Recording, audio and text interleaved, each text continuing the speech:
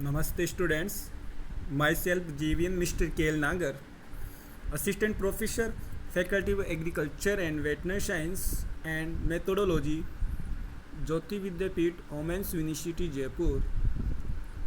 I welcome to all of you in my digital class. Students, I will prepare this lecture for program BSc Agriculture, Honors at semester. My subject is Protect Cultivation.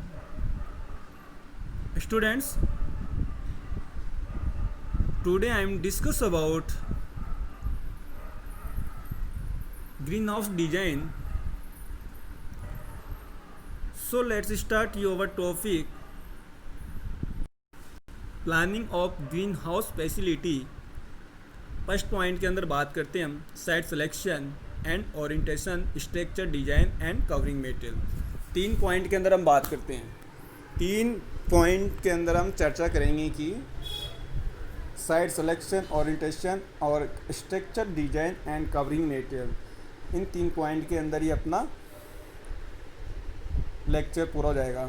तो हम first में हम discussion basically इस green house के अंदर हम कुछ बात करते हैं. इसके अंदर हम कुछ डिस्कशन करते हैं कि a green house is a basically purpose of providing and maintaining the growing environment that the will result in optimum production at maximum yield. क्या हो गया?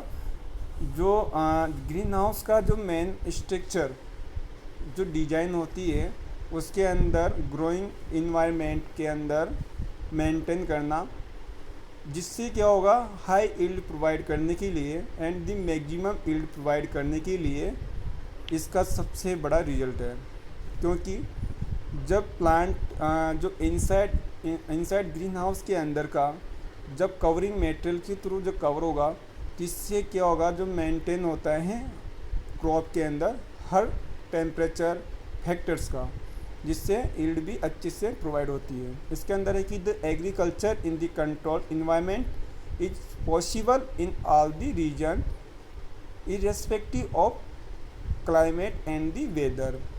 एंड इसके बाद बात करते हैं it is the enclosing structure for growing plants. Green house must be admit the visible light portion of solar radiation for the plant photosynthesis and therefore must be transparent at the same time to protect the plant, and the greenhouse must be ventilated and cool during the day because of the heat load from the radiations. The structure must also be heated and insulated during cold night. A greenhouse acts the barrier between the plant production area and external and the general environment. इसमें बताया कि जो एक closure structure जो plant के लिए जो growing plant के लिए एक ऐसा स्ट्रक्चर जिसके अंदर एक माइक्रो क्लाइमेटिक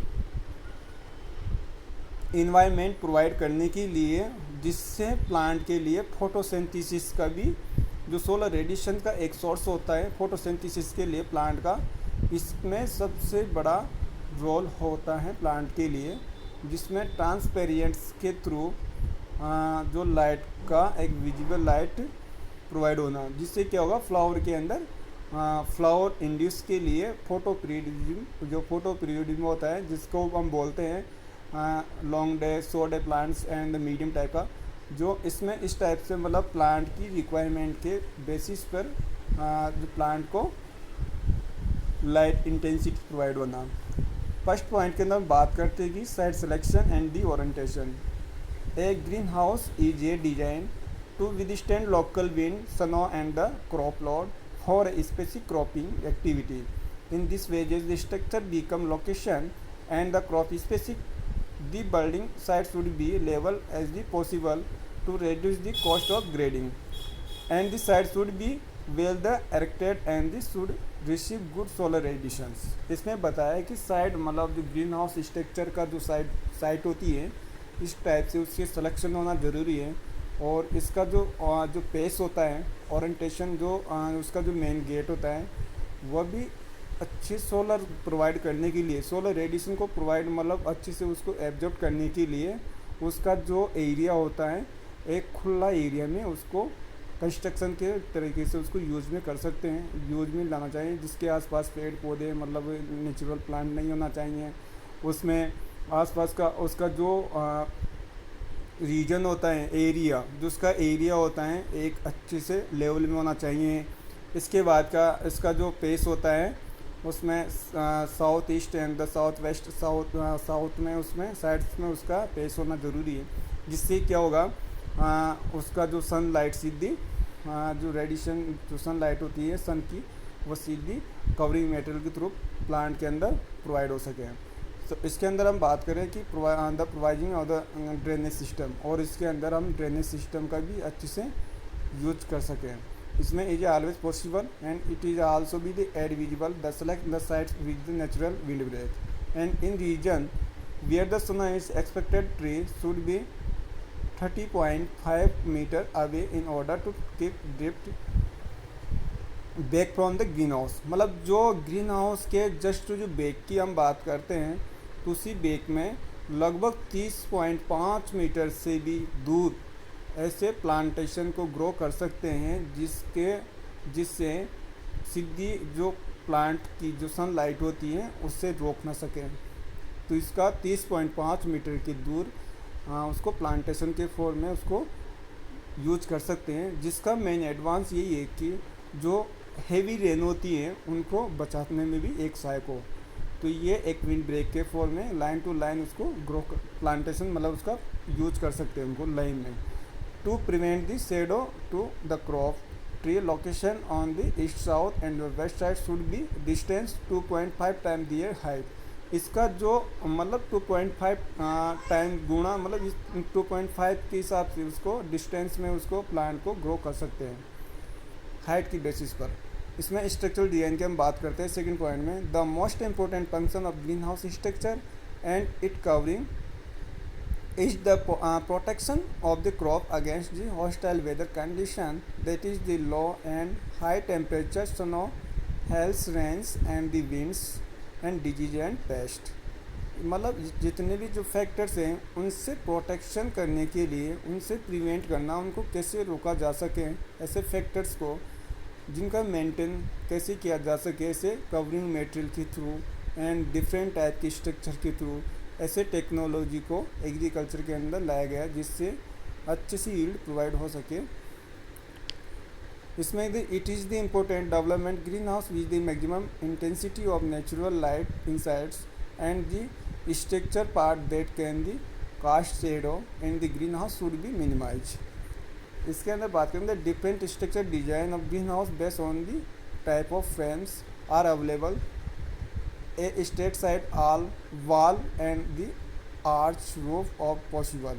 उसके जब रूफ अगर उसका जो कवरिंग मटेरियल का जो एक ढांचा होता है, कवरिंग मटेरियल को जब हम उसके ऊपर कवर करते हैं तो उसका जो मेन ढांचा होता है किस टाइप का ढांचा होगा, एक रूफ टाइप का। मतलब जो उसकी रूफ जो छत होती है वह एक आर्च रूफ के रूप में पॉसिबल होती है। कई मतलब जो जिसमें क्या एक the most common shape for a green house, मतलब जो ग्रीन हाउस का एक जो आर्च टाइप का जो स्ट्रक्चर तैयार करना, ऐसी स्ट्रक्चर को ही हम क्या बोलते हैं, आर्च रूफ ग्रीन हाउस। तो arch roof is the possible the most common shape for a green house but A Gable roof is also widely use. इसके अंदर जो आर्च टाइप का जो रूफ है उसके अकॉर्डिंग ही एक जो स्ट्रक्चर भी वाइड रूप में तैयार करते हैं, कौन सा है, गेबल रूफ आल्सो भी वाइडली यूज कर सकते हैं। बोथ स्ट्रक्चर कैन बी इसमें है कि the both structures can be free standing and the gutter connected. जो दोनों स्ट्रक्चर ही ऐसे स्ट्रक्चर हैं जो फ्री स्टैंडिंग है, मतलब gutter connected with the arch roof and green house हैं, जो दोनों स्ट्रक्चरों को एक दूसरे से कनेक्ट कर सकते हैं। जैसे कि इसमें गटर से भी हम उसको कनेक्ट कर सकते हैं। इसमें the arch roof and the hoop style greenhouse are the most often constructed of the galvanized iron pipe, जिसको जो गाल्वेनाइज्ड आयरन पाइप के थ्रू से कंस्ट्रक्शन में भी इसको यूज कर सकते हैं। If tall growing crop are to be grown इसके अंदर इसमें बताया कि जो टोल टाइप के जो ग्रोइंग प्लांट होते हैं, क्रॉप होती हैं, उसको हम ऐसे ग्रीन हाउस स्ट्रक्चर के अंदर तैयार कर सकते हैं। जैसे कि जो आर्च टाइप का और जो रोप टाइप का होता है, जो आर्च एंड होप टाइप का जो स्टाइल जो ग्रीन हाउस होता है, उसमें हम टोल टाइप की जो ग्रोइंग क्रॉप को भी हम ग्रो कर सकते हैं। It the best use the straight side wall and the structure rather than the hoop style type a hope style house. This ensures the best option use of greenhouse. A hope style greenhouse is just suitable for the low growing crops के लिए। जो hope style जो green house होता है only जो suitable होगा किसके लिए, सबसे बेस्ट होता है ये लो ग्रोइंग क्रॉप के लिए। और इसमें जैसे कि लेट्यूस, जो नर्सरी स्टॉक्स प्लांट होते हैं, छोटे छोटे ग्रोइंग प्लांट होते हैं, उनके लिए भी सबसे बेस्ट स्ट्रक्चर होता है hope type structure. And the house and the through out the winter in green house, जो परमानेंट ऐसा रीजन जहाँ पे कोल्ड क्लाइमेट होती हैं, ऐसे रीजन में भी ये होप टाइप का जो ग्रीन हाउस बहुत अच्छा रहता है वहाँ ऐसे एरिया की रीजन में। इसमें द गोटिंग आर्च फ्रेम स्ट्रक्चर होता है, ये भी एक डिजाइन का बहुत अच्छा फॉर्मूला है, जिसमें provide the acquire the side wall without the loss of strength of structure. इसमें the load in the design the green house structure include the weight of structure itself and if supported by the structure load of equipment for heating, ventilation and water lines। मतलब ऐसे जो कई तरह की equipment के द्वारा भी water line कई तरह से उस पर मतलब कवरिंग मटेरियल का एक सपोर्टिंग, मतलब ये एक बहुत बड़ा स्ट्रॉन्ग टाइप होता है। इसमें the green house structure the should be design the resistant at the 130 km per hour wind velocity. The actual load depend on the wind angle, the greenhouse shape and the size, the presence of absence of opening and wind breaks। इसके अंदर बात करते हैं, चलो आगे बात करेंगे हम कवरिंग मटेरियल जो थर्ड पॉइंट है, इसमें the following factors are the considered while the selection of the green house covering materials. जो कवरिंग मटेरियल का जो मेन फॉर्मूला यही है कि कवरिंग मटेरियल कई तरह के जो फैक्टर्स को एक मेंटेन करना, उसको रेजिस्टेंट में प्रोवाइड करना, जिससे क्या होगा जो इनसाइड ग्रीन हाउस की जो क्रॉप्स होती है उनको अच्छे से बचाव करना, उनका प्रोटेक्शन करना। तो इसमें कि जो लाइट होती है, ट्रांसमिशन होता है, वेट रेजिस्टेंस, इसमें वेट होगा, resistant to impact and the durability to outdoor weathers and the thermal durability over wide the range of temperature। जिसमें मतलब कई टाइप की मतलब जो टेम्परेचर की जो रेंज इस टाइप से सबको मिला के ये जितने भी ये सब कवरिंग मटेरियल के बेसिस पर ये रेजिस्टेंट होना ज़रूरी है। इसमें the before the selection the covering material, जो कवरिंग मटेरियल को हम सेलेक्ट करने से पहले टू इम्पोर्टेंट पॉइंट्स हमारे पास होना ज़रूरी है।